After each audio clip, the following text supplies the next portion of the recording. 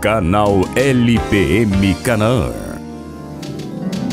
Uma palavra de graça e paz para a sua vida.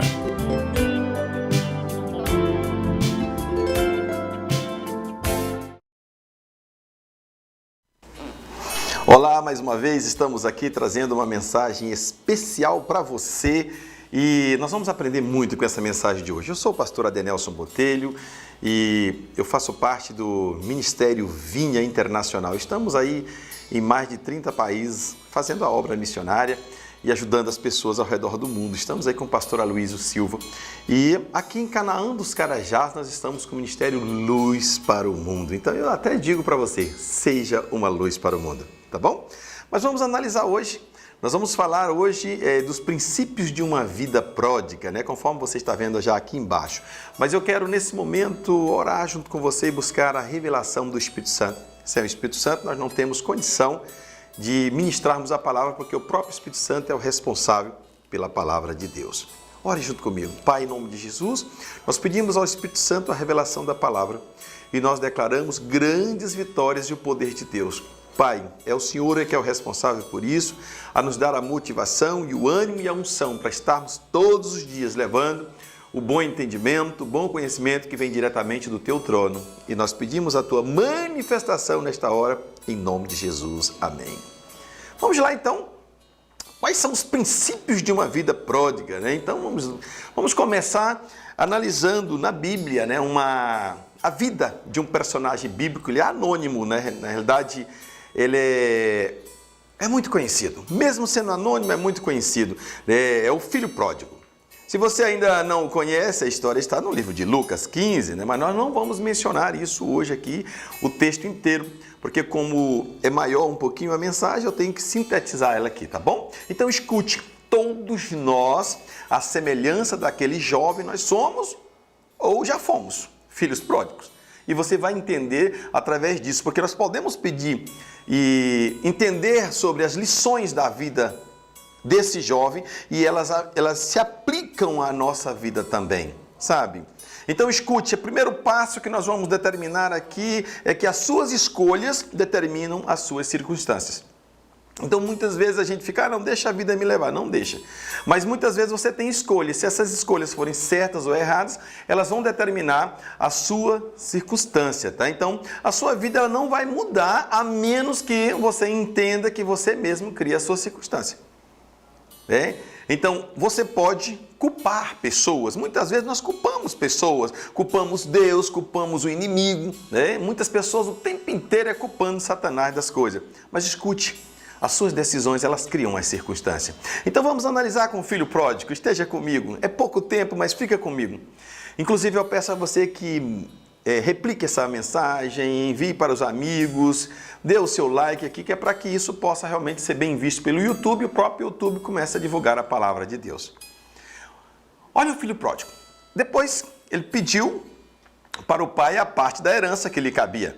E ele saiu de casa e junto com os seus amigos ele caiu na farra, é o que nós vemos, né?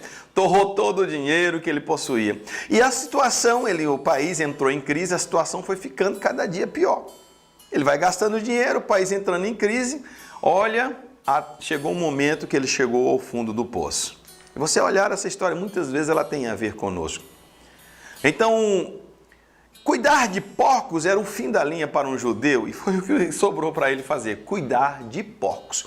Mas aquele jovem chegou mesmo ao ponto de desejar comer a comida dos porcos. Então, vamos agora imaginar aquele jovem imundo no meio dos porcos e as pessoas fazendo uma análise sobre a vida dele, que é o que acontece muito no dia a dia.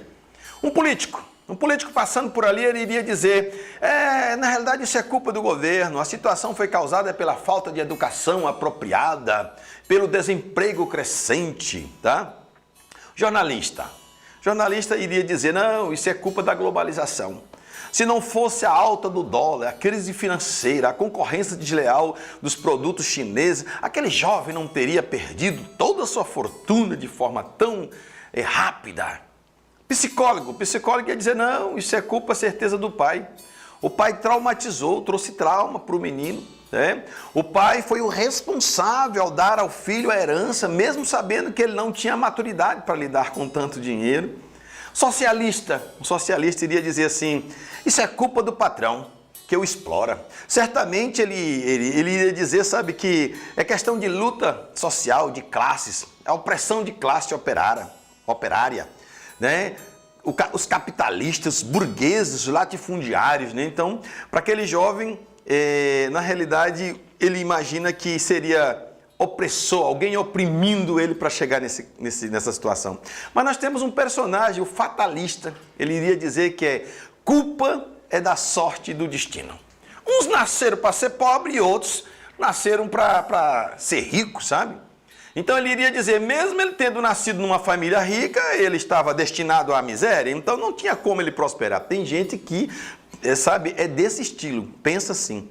Não há o que fazer, só podemos nos conformar.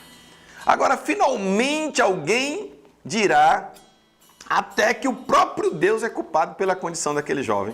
Você já ouviu alguém dizer, se Deus existisse, ele estava cuidando daquelas crianças passando fome lá na África. Se Deus existisse, ele estava cuidando. Escute, ele vai dizer, se Deus é amor, como é que pode permitir que esse jovem possa comer comida já junto com os porcos, desejar comer comida de porco, cuidar de porcos, ficar vivendo ali?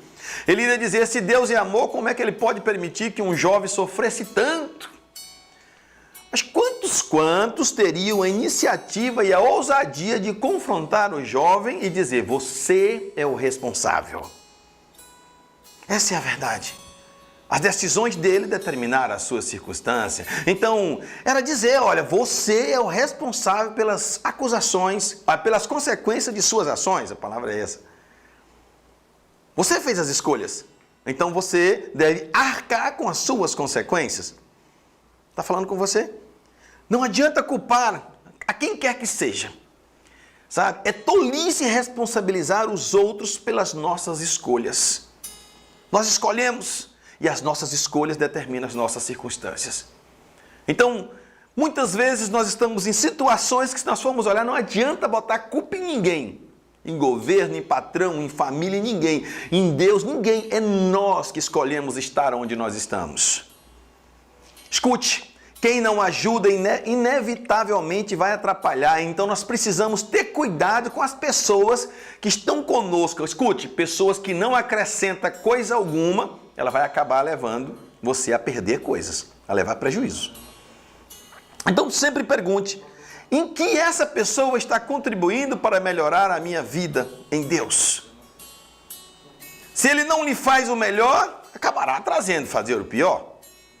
Então, há muitos tipos de relacionamentos que são perigosos na nossa vida. Tem que ter muito cuidado com isso. As pessoas mais perigosas são aquelas que nos levam a perder o temor de Deus. Então, perto delas o pecado parece perder a gravidade.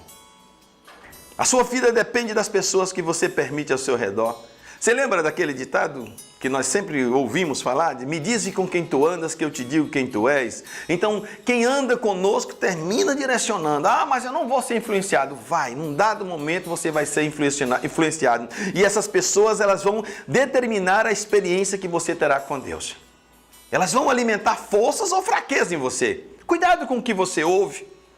Tem pessoas que vão ser usadas para te tirar do foco. Você está no caminho certo, alguém vai ser usado para te tirar do foco. E por incrível que pareça, elas não te terão um endereço para você. Elas não terão nada de novo para você. Elas não terão nada para colocar você. Simplesmente, o foco é tirar você do caminho. Escute, o texto ele não diz, mas o jovem gastou o dinheiro com seus amigos. Mas nós sabemos disso. Não é verdade? Os relacionamentos, eles nunca são neutros na nossa vida. Tem pessoas que estão conosco por interesse. Se ele tivesse andado com alguém empreendedor, certamente ele teria procurado investir o seu dinheiro para multiplicá-lo, não é verdade? Em vez disso, ele andou com pessoas que os levaram a gastar tudo de forma inconsequente. O nosso crescimento espiritual depende dos nossos relacionamentos. Quando Deus quer abençoar você, Ele coloca uma pessoa em sua vida. Mas escute, quando Satanás quer destruir você, ele também faz a mesma coisa, coloca uma pessoa na sua vida. Então, se nós tivermos relacionamentos saudáveis, então nós seremos estimulados a avançar. Mas se os nossos relacionamentos nos puxam para baixo, então devemos renunciá-los. Satanás tentou atingir Jesus através de Pedro, em Mateus 16, e depois através de Judas. Jesus também disse que os amigos seriam os de dentro da sua própria casa. Quer ver? Vamos ver. O único versículo que nós vamos ver hoje é esse, Mateus 10, 36. Ele disse, assim os inimigos do homem serão da sua própria casa. Então escute, discernir, portanto, essas portas de entrada é vital para o nosso crescimento espiritual. Existe alguns tipos de relacionamento que pode levar você para o vale em vez de ajudar a escalar as montanhas de Deus. Os relacionamentos. O valor de qualquer relacionamento pode ser medido pela sua contribuição para as suas prioridades. Aquele que ri de suas experiências com Deus não sabe o valor das pérolas espirituais e também não o ajudará a avançar em Deus. Escute, aquele que diminui o temor de Deus o faz com que tudo pareça normal e aceitável. Por fim, acabará levando a uma ruína espiritual. Sabe, aqueles amigos estavam lá para ajudar a gastar o dinheiro da herança, mas quando ele estava cuidando de porcos, eles não estavam juntos. Você já percebeu isso? Que quando você está no fundo do poço, os amigos que estavam com você dizendo, oh, eu estou contigo e não abro, são os primeiros que desaparecem. Nós temos que ter intolerância com o presente, hoje. A Bíblia diz que é para nós não nos conformarmos com esse século. Sabe? Mas crescer na renovação da nossa mente, sabe? Quando nós somos intolerantes com o presente, nós criamos o nosso futuro, sabe? O filho pródigo não tinha voltado para casa se ele não tivesse ido cuidar de porcos. Não é verdade isso? Por isso está escrito, alegre-se sempre, orai sem cessar, em tudo dai graça, porque esta é a vontade de Deus em Cristo Jesus para convosco. 1 Tessalonicenses 5, 16, 17 e 18. Então Deus coordena a dor e a crise para mostrar que nós somos, sabe o que nós somos, mas é necessário que não conformemos com a dor. Nós não podemos nos acostumar com o que é ruim. Tem pessoas que querem se acostumar, a capacidade de adaptação é uma das nossas características fundamentais. Nós nos acostumamos com tudo, com casamentos ruins, com vida miserável, nós toleramos opressões e alguns conseguem até se acostumar com a dor e com a enfermidade. Mas escute, o que por um lado pode ser uma bênção, pode se tornar um impedimento para você receber as bênçãos de Deus. A primeira condição para recebermos é um santo inconformismo com o presente, uma gloriosa expectativa de que as coisas podem ser diferentes e tão somente nós atrairmos o olhar do Pai para nós. Está ruim? Vai melhorar. Está doendo? A dor vai passar. Eu estou na escassez? Deus é a provisão. Eu estou chorando? O choro dura uma noite, mas a alegria vem ao amanhecer. E quando nós falamos, basta essa situação, o meu Redentor vive, as coisas começarão a mudar na sua vida. O jovem não se conformou em viver como porco. Mesmo sabendo que era responsável por aquela situação, ele preferiu confiar no amor do pai e voltar para casa. Se ele tivesse se acomodado, nunca teria voltado para casa. Então, escute, finalizando, não há mudança sem dor. Certa vez alguém disse que crescer dói. Mas escute, toda mudança vem acompanhada de crises, de perdas e depressões. O próprio Jesus disse, no mundo tereis aflições, mas tem de bom ânimo, eu venci o mundo. Como é que nós vencemos? Pela fé. Nós sabemos que as pressões existem, mas nós cremos no Redentor. Então nós não podemos ter a ilusão de que crescemos sem dor. Aqueles que estão buscando apenas o conforto, o prazer, terão dificuldade em avançar. Naturalmente, nós não buscamos a dor, mas nós não temos a ilusão de que nós podemos mudar sem a prova dela, não é verdade? Se o filho pródigo tivesse investido o seu dinheiro e prosperado, ele nunca teria voltado. Então, a perda o levou à mudança. A perda também é a cura mais rápida para a ingratidão.